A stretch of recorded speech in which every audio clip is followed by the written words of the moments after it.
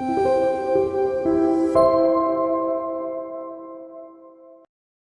bienvenidos a esta clase de Asociamed, que también me ha permitido Fernando de Teresa compartir este ratito con vosotros, que espero que os sea muy ameno.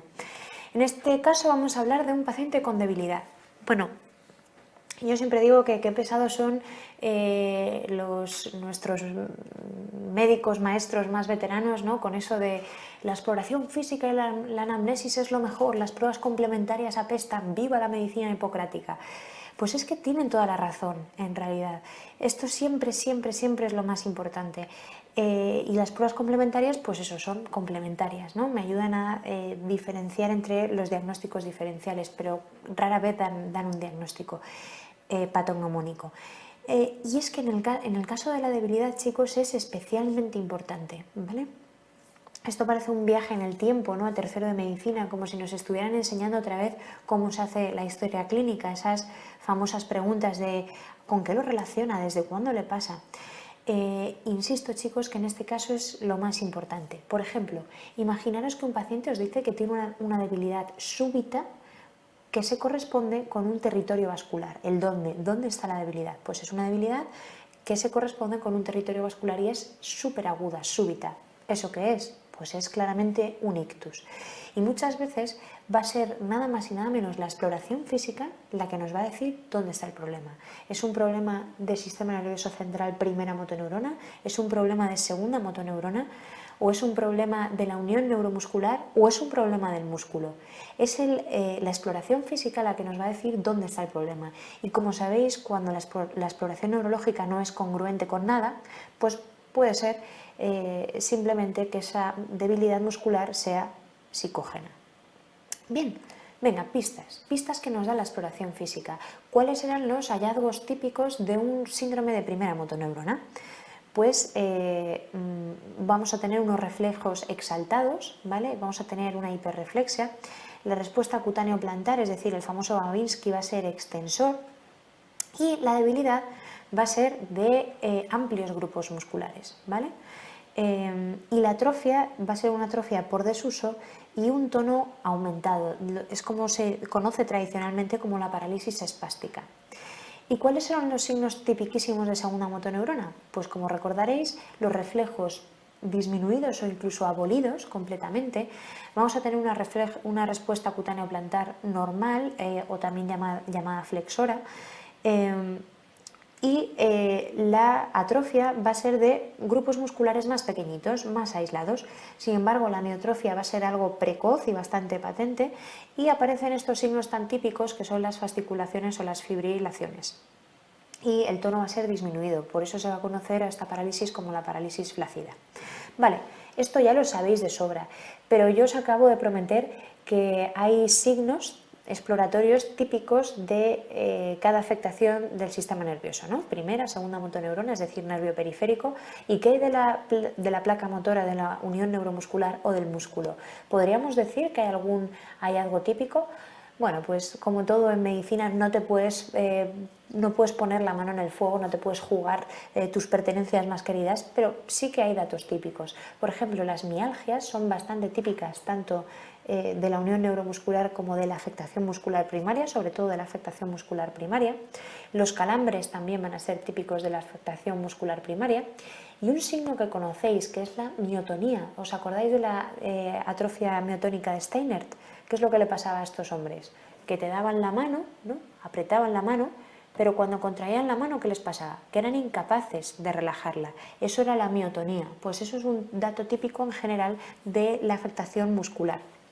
¿Y hay algún dato típico, un poquito más específico, de la afectación de la placa motora? Pues sí que hay un dato típico, que es que la debilidad es fluctuante, ¿vale? El que tiene una primera motoneurona lo tiene por la mañana, por la tarde y por la noche. El que tiene una segunda motoneurona igual, pero el que tiene una afectación de la placa motora, como sabéis perfectamente, una miastenia gravis, empeora con el ejercicio y mejora con el descanso, al revés que un Eaton-Lambert, ¿no? Eso me puede indicar que efectivamente se trata de la unión neuromuscular, la que me está causando la debilidad. Y si ya vamos paso a paso, ¿cuáles son las causas de debilidad? Tenemos que recordar sin duda los síndromes medulares. Imaginaros que tengo una sección medular completa, facilísimo, ¿qué voy a tener?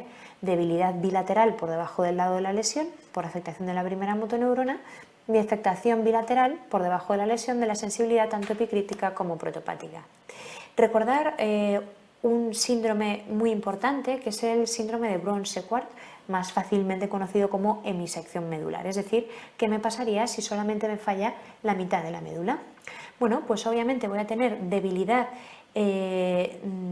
por afectación de la primera motoneurona por debajo del nivel de la lesión, pero en este caso contralateral. Ipsilateral. ¿Por qué ipsilateral? Porque, como sabéis, la primera motoneurona se decusa más arriba, a nivel del bulbo raquídeo. Lo mismo va a ocurrir con la sensibilidad epicrítica, ¿vale? Va a ser una pérdida de sensibilidad epicrítica, que recordar que es tacto fino, vibratoria y propioceptiva, ¿vale? Va a pasar lo mismo porque también esas fibras, como recordáis, se decusan a nivel del bulbo, es decir, más arriba. Sin embargo, si recordáis, el famoso sistema anterolateral, es decir, la sensibilidad protopática, se decusa nada más entrar en la médula. Por eso voy a tener una pérdida de sensibilidad protopática, es decir, termoalgésica y de tacto grosero, por debajo del nivel de la lesión, pero contralateral al lado de la lesión, ¿vale? El síndrome central medular tenéis que recordar, porque es bastante preguntado, la siringomielia, ¿vale? La siringomielia es la causa más frecuente de síndrome central medular. ¿Y qué es lo que se va a afectar?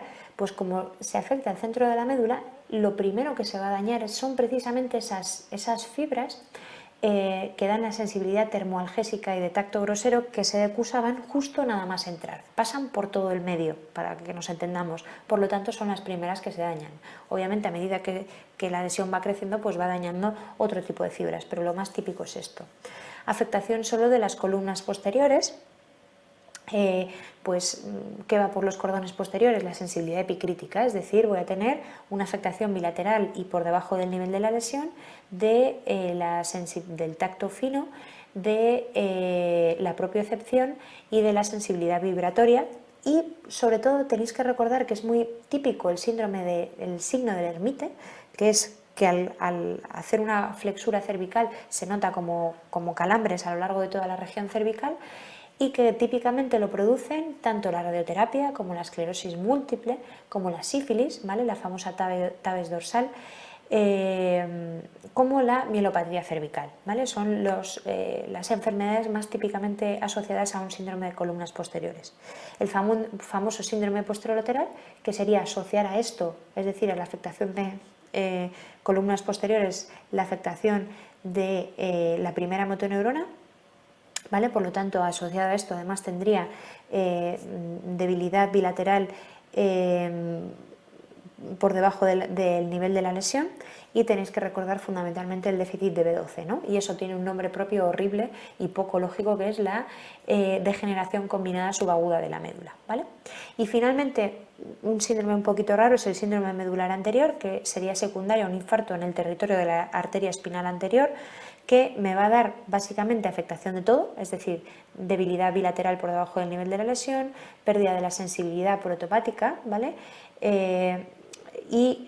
Lo único que va a conservar son la sensibilidad epicrítica, porque los cordones posteriores están conservados. Bueno, siguiendo, imaginaros lo que os decía, que yo tengo una debilidad súbita, ¿vale? ¿Y qué corresponde a un territorio vascular? Pues obviamente esto es un ictus, ¿no? Recordar simplemente los síndromes isquémicos más frecuentes: arteria cerebral anterior, arteria cerebral media y posterior. En la cerebral anterior, ¿qué síntomas me van a contar? Pues me van a contar una hemiparesia, hemihipoestesia, pero de predominio crural. Y además me van a contar básicamente eso. Recordar que, una desfrontalización, ¿no? En el síndrome de la arteria cerebral media me van a contar también una desviación conjugada de la mirada hacia el lado de la lesión, una hemiparesia hipoestesia, perdón, pero de predominio facial y de miembro superior. Me van a contar una afasia si es en el lado dominante. Si es en el lado no dominante, lo que me van a contar es anosognosia y asomotognosia, es decir, en mi negligencia del hemicuerpo y no reconocer la enfermedad. Y también voy a tener una hemianopsia homónima contralateral, ¿vale? Y en la arteria cerebral posterior, como recordaréis, también una hemianopsia homónima contralateral con respeto macular y una afectación talámica. Recordar que también hay enfermedades infecciosas que pueden causar debilidad. ¿Por qué una bacteria, o en este caso una toxina de una bacteria, es capaz de producir debilidad muscular? Bueno, pues como recordaréis, el tétano es muy infrecuente hoy en día, pero se adquiere por infección, por afectación de una herida sucia, y esta bacteria es capaz de llegar a la médula a través de un nervio periférico, ¿vale? Se mete en el nervio periférico y va centrípetamente, o bueno, para entendernos mejor, va hacia la médula y se queda en la médula. ¿Y en la médula qué es lo que hace? Inhibe la liberación de GABA. ¿Y GABA qué hace? GABA actúa sobre una célula inhibidora. Es decir, que al inhibir un inhibidor, lo que tenemos es una hiperexcitación de la primera motoneurona y del sistema nervioso autónomo, ¿vale? Por lo tanto, muy típicas las alteraciones vegetativas, ¿vale?, que pueden poner en riesgo la vida del paciente, además de las contracciones musculares que son tan típicas en forma de risa sardónica, que no es que se esté riendo, es por un espasmo de la musculatura facial, los opistonos y los espasmos en general.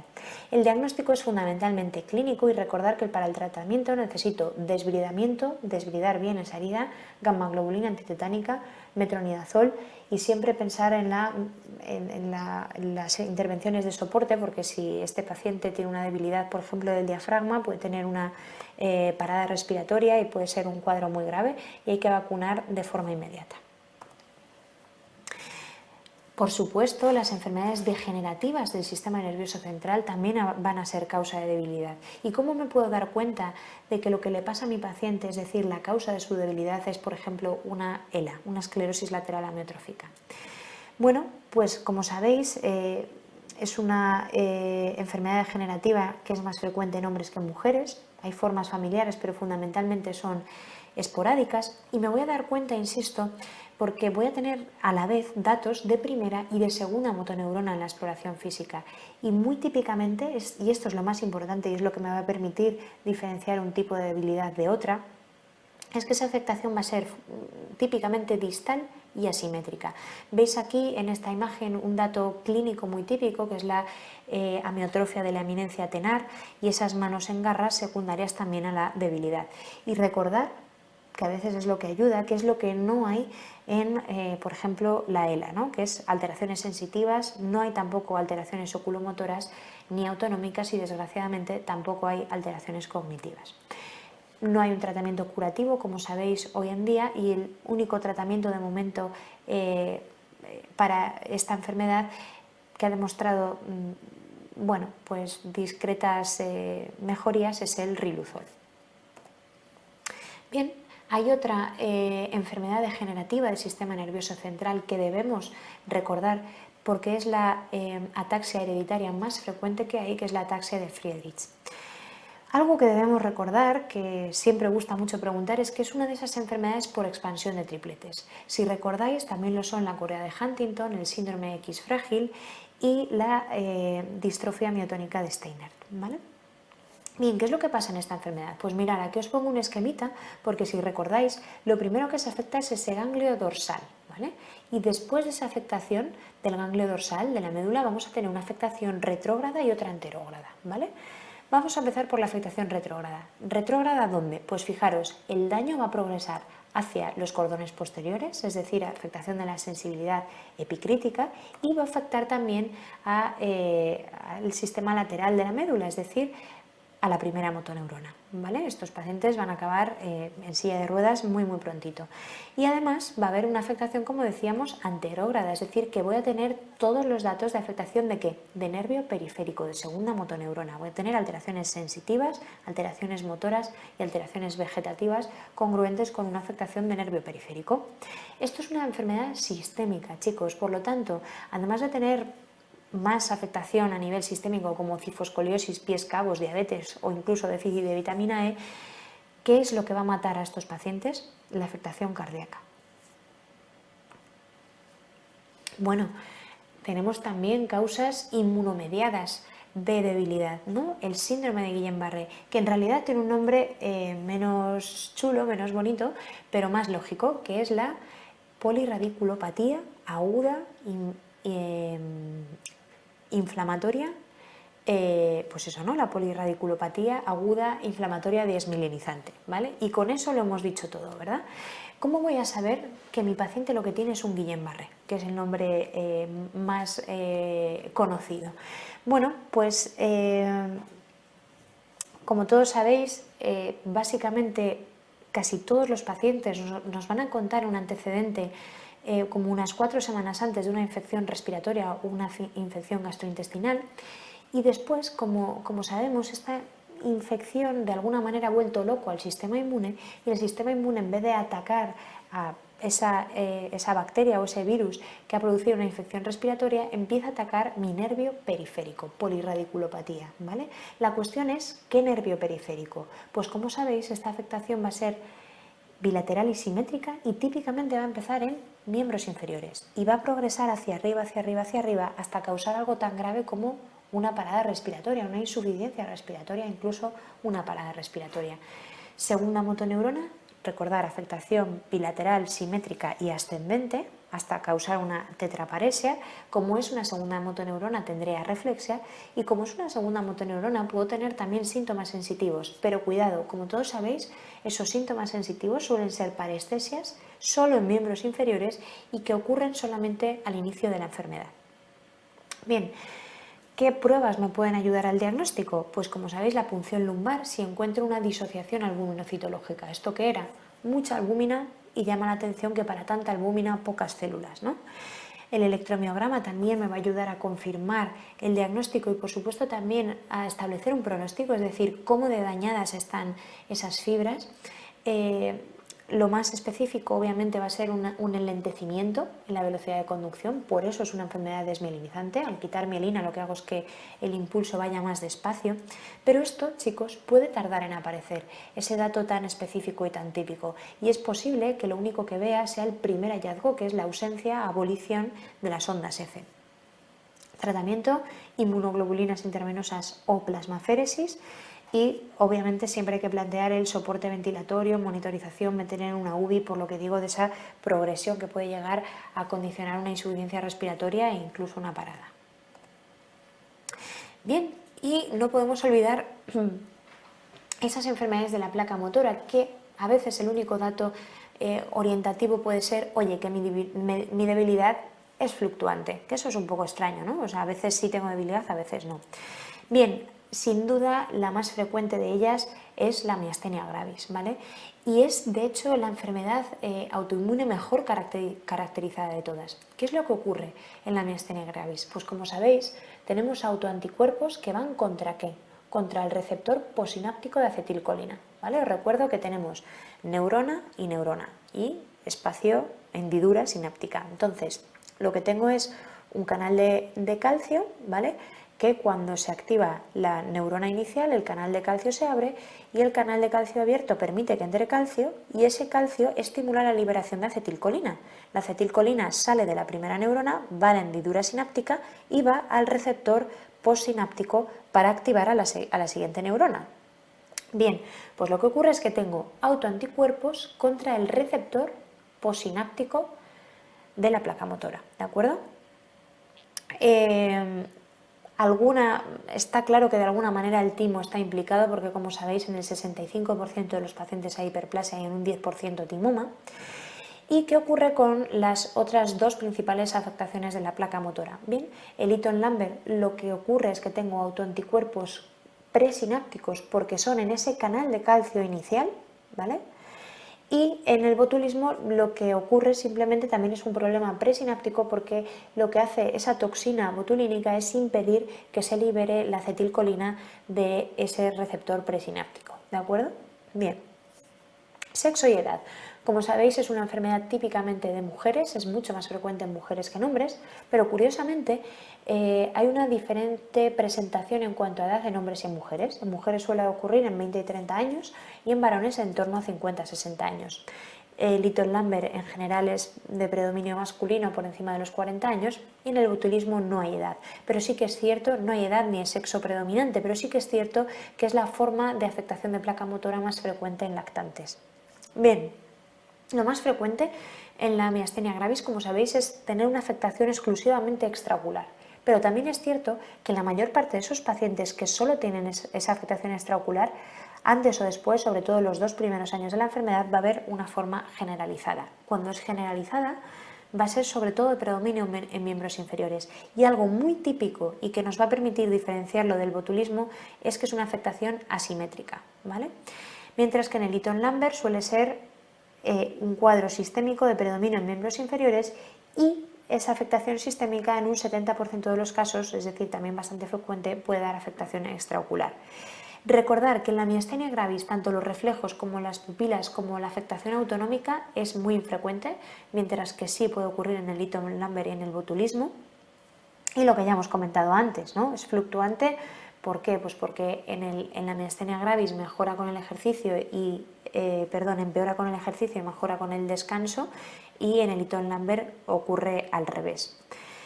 Bien, recordar simplemente que algo que me puede ayudar al diagnóstico es la estimulación repetida. La estimulación repetida en la miastenia gravis lo que va a producir es un descenso decremental de la amplitud de onda, mientras que en el Litton-Lambert y en el botulismo ocurre al revés, ¿vale? Bueno,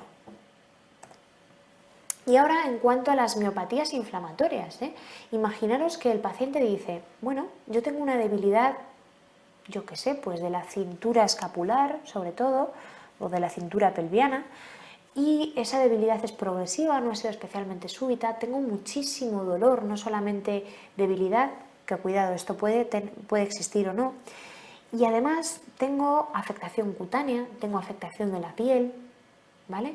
Tengo una ceca elevadísima. Esto me orienta a un cuadro sistémico reumatológico, como pueden ser, por ejemplo, las miopatías inflamatorias. ¿Qué tienen en común estas enfermedades? Pues como digo, esto es una destrucción inmune del músculo, ¿vale? Y típicamente, para que recordéis, la debilidad suele ser proximal y simétrica. Y voy a tener marcadores de daño muscular, como son la ceca, la aldolasa, la LDH o la GOT. Desgraciadamente la afectación es parcheada, por lo tanto la biopsia pues a veces puede no ser diagnóstica y en el electromiograma voy a tener un patrón miopático.